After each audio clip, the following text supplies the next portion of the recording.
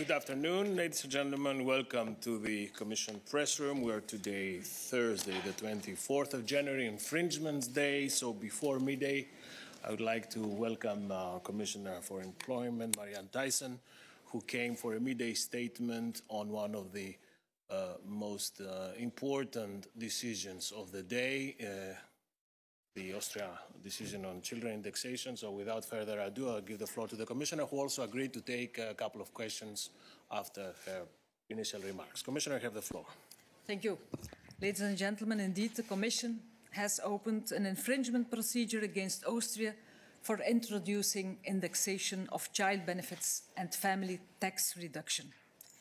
On the 1st of January, Austria introduced new legislation making family benefits and family tax reductions paid for children residing in another member state dependent on the costs of living of that member state. Many EU citizens who work in Austria and contribute to its social security and tax system in the same way as local workers now receive fewer benefits only because their children are living in another member state. With indexation, you are not doing anything against social dumping or social tourism. On the contrary, you are hitting those who get up in the morning, work hard, and make a real contribution to the Austrian economy. This is about European citizens who work in another member state and contribute there in the same way to the social security and tax system as local workers, and therefore they are entitled to the same social security benefits and tax advantages. This is a question of fairness and equal treatment. And for me, the decisive element is fairness. Indexation is deeply unfair. There are no second-class workers in the EU and no second-class children either. I've always insisted on equal pay for equal work at the same place. This is a key principle we ensured for posted workers and which has been very important to Austria in these discussions. For me, that also means equal benefits for equal contributions at the same place. Let me now go in a bit more detail into the legal arguments. I've always been clear that such a mechanism is not allowed under EU law. We have analysed the new Austrian legislation and our analysis fully confirms that it is indeed not in line with the EU rules. One of the fundamental principles of the European Union is that citizens are treated equally without distinction based on nationality. Moreover, European secondary legislation explicitly prohibits family benefits being withheld or reduced solely because of the place of residence.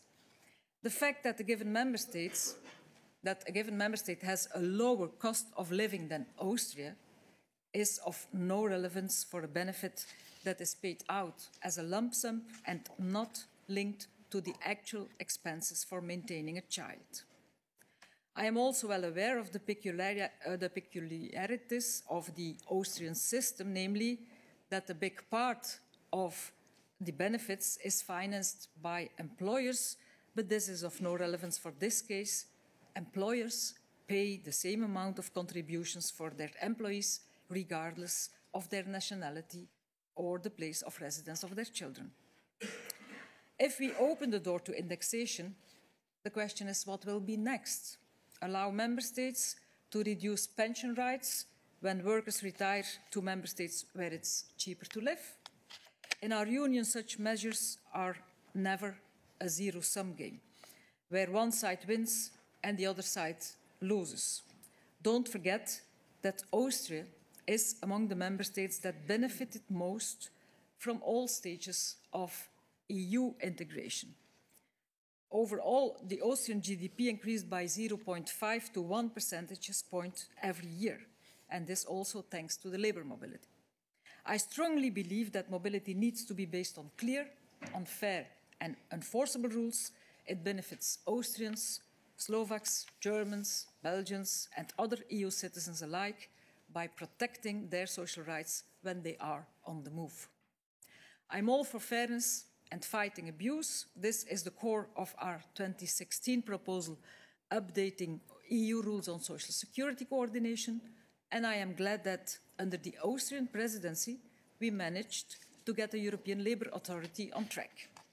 Based on this principle of fairness and our analysis of the legislation at stake, we have therefore sent a letter of formal notice to Austria today.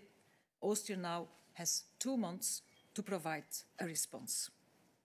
Ladies and gentlemen, on another note, let me attract your attention to another important development today, which is the trilogue on our proposal for a better work-life balance for working parents and carers. The European Parliament, the Council and the Commission will sit together this afternoon in hopes of reaching an agreement on this important file. If an agreement is reached, it will become easier for working parents and carers to reconcile their job with their family responsibilities so that women do not need to slow down, to interrupt or give up their career, and that men can take up their share of caretaking tasks. This would really be a major achievement in the rollout of the European Pillar of Social Rights and in our efforts to create a more social Europe. I therefore hope we'll be able this afternoon to come to a final compromise, so stay tuned. Thank you. Please stay tuned.